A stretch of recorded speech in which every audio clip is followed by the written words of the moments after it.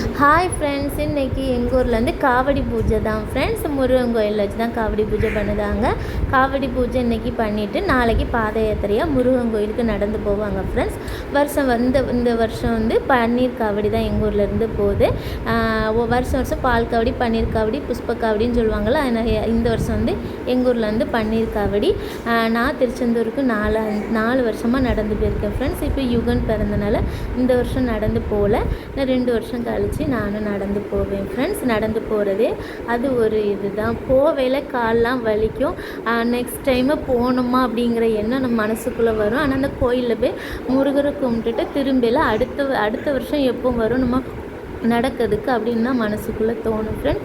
அவ்வளோ இதாக இருக்கும். அவரை நம்பி போகிறவங்கள என்றைக்குமே முருகர் கைவிட்டதே கிடையாது ஃப்ரெண்ட்ஸ். இப்போ மதியத்துக்குள்ள காவடி பூஜைலாம் முடிஞ்சிட்டு சாயங்கால டைமில் அலங்காரம் பண்ணி காவடி வந்து ஊருக்குள்ளே வரும் ஃப்ரெண்ட்ஸ். அப்போ வந்து நாங்கள் தேங்காய் பழம் உடச்சி பாத பூஜையும் பண்ணுவோம் ஃப்ரெண்ட்ஸ்.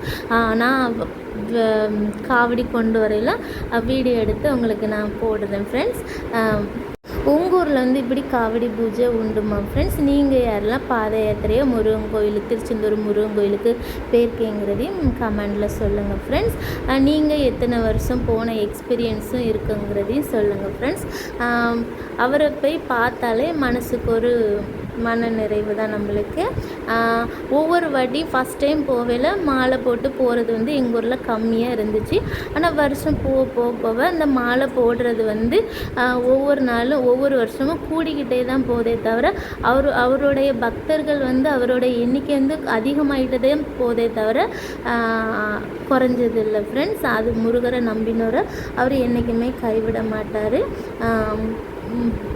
நான் ஃபஸ்ட் டைம் திருச்செந்தூருக்கு நடந்து போகும்போது மனசில் ஒரு கோரிக்கையோடு தான் நடந்து போனேன். ஆனால் வந்து அவர் அப்படியே நான் என்ன நினச்சி நான் நடந்து போகணுன்னா அதை அப்படியே நடத்தி கொடுத்துட்டாங்க. ஆனால் அதுக்கு அடுத்த வருஷம் நடக்கும்போது வந்து நான் எதையுமே நினைக்கவே இல்லை. முருகா, நீ எல்லாத்தையும் நீனே பார்த்துக்கோ அப்படின்னு அவர் கையிலே ஒப்படைச்சிக்கிட்டு என் கூடையே ஈரி அப்படின்னு மட்டும்தான் நான் சாமி கும்பிடுவேன் ஃப்ரெண்ட்ஸ். எனக்கு அதை செய் இது செய் அப்படிங்கிற எண்ணமே எனக்கு மைண்டில் வரவே செய்யாது. எப்போதும் முருகா என் கூடையே ஈரி அப்படிங்கிற ஒரு எண்ணம் தான் இருக்கும் ஃப்ரெண்ட்ஸ் எனக்கு. நீங்கள் எப்படிங்கிறத சொல்லுங்கள்.